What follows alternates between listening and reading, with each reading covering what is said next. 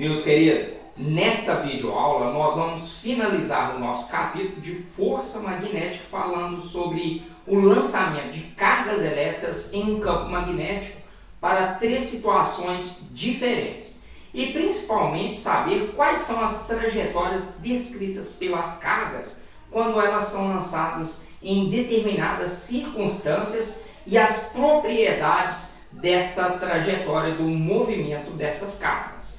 E o nosso primeiro caso será quando a carga é lançada perpendicularmente, ou seja, quando o ângulo entre o vetor velocidade e o campo magnético é de 90 graus. Vamos entender isso junto? Então vem comigo.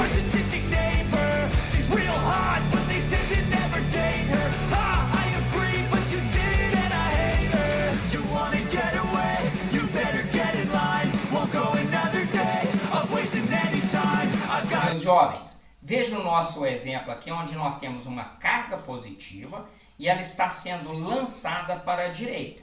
Temos também o nosso campo magnético que ele está apontando para dentro. E o ângulo entre esses dois carinha, esses dois vetores, será de 90 graus. Agora aqui nós vamos aplicar a regra da mão direita.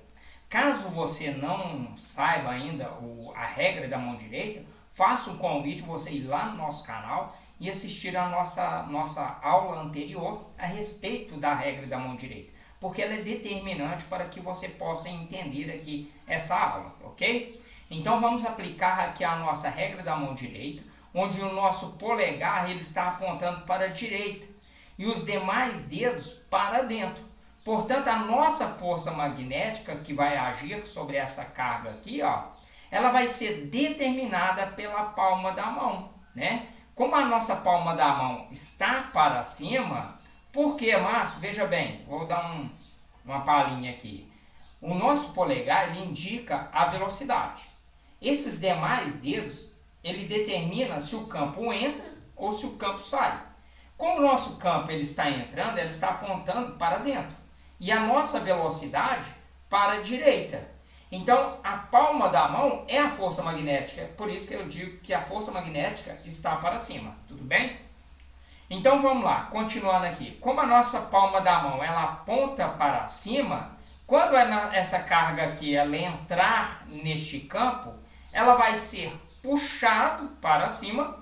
Porém, como a força magnética começa a agir sobre essa carga, ela começa a encurvar nessa trajetória e chegando um momento em que essa nossa carga ela vai ficando, girando em círculos, descrevendo o quê? Um movimento circular uniforme. E esse tipo de trajetória que essa partícula está descrevendo é um movimento circular uniforme, ok? E toda trajetória circular tem que ter uma força que aponta para o centro dessa trajetória. E a nossa força aqui, ela vai ser representada pela força magnética. E ela é a responsável para que essa carga fique neste movimento circular. E no movimento circular nós temos também um vetor velocidade, que ele é sempre tangente ao ponto. Então, nós temos aqui, nós vamos representar o nosso vetor velocidade nesses 4 pontos, neste movimento circular. Vejam que em todos os nossos pontos, o nosso vetor, ele é perpendicular ao vetor força magnética. E nós estudamos também que o trabalho mecânico, ele indica na prática uma energia que ela é dada ao corpo ao longo do seu deslocamento. E matematicamente nós podemos representar que trabalho é igual a força vezes o seu deslocamento e o cosseno do ângulo. E como o nosso ângulo aqui é de 90 e o cosseno de 90 é igual a zero, nós podemos afirmar que o trabalho será igual a zero. Desta forma, nós podemos também concluir aqui que a força magnética não realiza trabalho sobre a nossa carga elétrica. Essa é a primeira propriedade marcante para esse tipo de lançamento. A segunda, meus jovens, é que o trabalho também ele é igual à variação da energia cinética. E lembrando que energia cinética ela está associada ao movimento de um corpo. E como o nosso trabalho é igual a zero, então a nossa variação da energia cinética também tem que ser igual a zero. Dizer que a variação da energia cinética é zero, pessoal, é dizer que a nossa velocidade não varia. Ou seja, no movimento circular uniforme, a sua velocidade será constante e a aceleração é igual a zero. Agora vejam bem, a força magnética que age sobre a carga, ela não tem a mínima capacidade de aumentar e muito menos diminuir o valor da nossa velocidade. Ele só altera a direção e o sentido da nossa carga.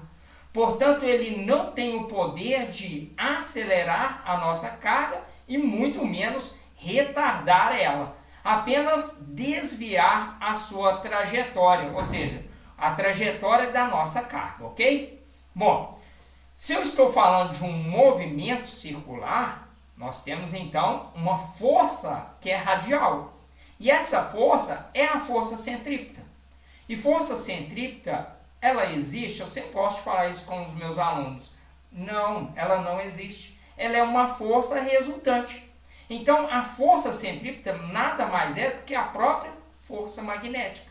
E quem é a força magnética, pessoal? Força magnética é o campo vezes a sua carga, vezes a velocidade e o seno deste ângulo. E a força centrípeta é a massa, a velocidade ao quadrado, dividido pelo seu raio, não é isso? Bom, eu não estou falando que o nosso ângulo aqui não é de 90, e o seno de 90 é um maior valor que nós podemos ter para o valor do seno. Generalizando aqui, nós temos então que o campo, a carga, vezes a sua velocidade. Isso é igual a massa, velocidade ao quadrado, dividido pelo seu raio. A gente pode simplificar aqui também a velocidade. E ao fazer essa situação, nós podemos isolar que o nosso raio dessa trajetória circular vai ser igual a massa, velocidade, dividido pelo campo vezes a sua carga. Tudo bem? Bem simples aqui. Esse é o primeiro caso que nós temos para o lançamento quando ele é perpendicular. Peitinho! Uau. Ai, que medo! Ô Adriano, tá me ouvindo? O nosso segundo caso é um lançamento oblíquo. É quando o ângulo da força e o vetor velocidade e o campo magnético é um ângulo entre 0 e 90 graus. Ou seja, o ângulo sempre tem que ser maior do que 0 e menor do que 90. Melhor dizendo, ele não pode ser igual a 0, que isso implica em outro tipo de lançamento, que eu irei explicar para vocês no próximo, né? No terceiro tipo de lançamento, e nem pode ser 90 graus, porque senão seria o lançamento que nós acabamos de falar, né? Que é perpendicular. Então veja que as nossas linhas de campo aqui, ó, ela está orientado desta forma aqui e representando aqui uma carga positiva.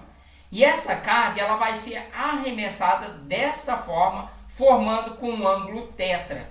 E quando essa carga entra neste campo, a carga ela começa a espiralar. Ou seja, ela fica espiralando aqui desta forma neste nosso campo.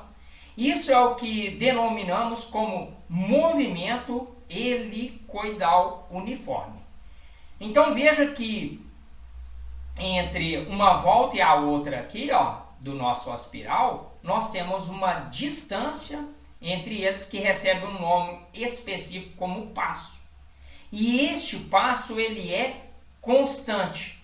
Matematicamente, nós podemos representar que o passo é igual à velocidade, o período vezes o cosseno do nosso ângulo, ok? Meus jovens, o lançamento oblíquo de uma carga do qual ela vai espiralando explica a produção de um fenômeno chamado de aurora boreal e aurora austral. onde as linhas do campo magnético da Terra que saem do polo sul geográfico, onde é o norte magnético, elas entram no norte geográfico da Terra, do qual é o polo sul magnético da Terra. E também, como é sabido por todos, que na superfície do Sol, a todo momento acontecem explosões, onde nós temos várias partículas eletrizadas que são lançadas em várias direções do nosso espaço. E muitas dessas partículas atingem o norte magnético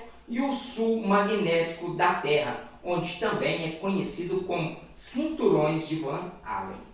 Quando essas partículas elas chegam de forma oblíqua aqui na Terra, elas começam a espiralar dentro do nosso campo magnético terrestre. E neste momento elas começam a emitir luz colorida, dando origem à aurora boreal e à aurora austral. E lembrando que a aurora boreal ela acontece no norte geográfico da Terra, né? E a aurora austral ocorre no polo sul geográfico da Terra. E é por isso que a aurora boreal, muito mostrada na TV, em jornais, na internet e assim por diante, né? Acontece nos países como Canadá, Islândia, Noruega e assim por diante, pelo fato de esses países estar próximo do campo magnético, ou seja, numa região de maior concentração do campo magnético da Terra. Para finalizar a nossa aula, nós temos aqui o terceiro e o último caso, que é o lançamento, quando essas cargas elas são paralelas ao campo magnético. Ou seja, melhor aqui, né, com um ângulo de 0 graus ou um ângulo de 180 graus. Então veja aqui nessa arte, onde nós temos essas linhas aqui, essas 3 linhas do campo, e uma carga aqui positiva. E essa carga ela está na mesma direção do que o nosso campo magnético. E o ângulo entre esses dois vetores é igual a 0. E o seno de 0 é igual a 0. Portanto, como força magnética é igual o campo vezes a carga, vezes a sua velocidade e o seno do ângulo, nós podemos dizer então aqui que a força magnética é igual a 0, pois o seno é igual a 0, né? Isso significa que não tem força magnética que possa desviar essa nossa carga.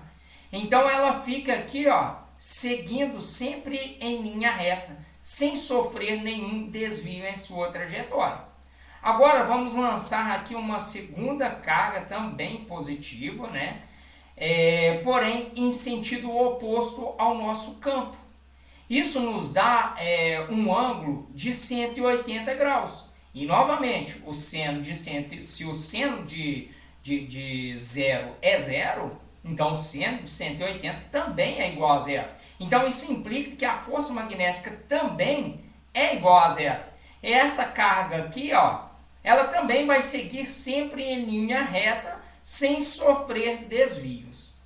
Meus jovens, podemos concluir então aqui que sempre que uma carga elétrica for lançada paralela ao campo, ou seja, na mesma direção, ela vai descrever um movimento retilíneo uniforme. Melhor dizendo, a sua velocidade será constante. Pessoal, chega o final dessa aula, espero que tenham gostado. Se gostou, deixa aí o seu like, se inscreva em nosso canal e ative o sininho de notificações, pois assim você receberá um aviso sempre que tiver um vídeo novo. No mais, meu muito obrigado pela sua paciência e fiquem em paz.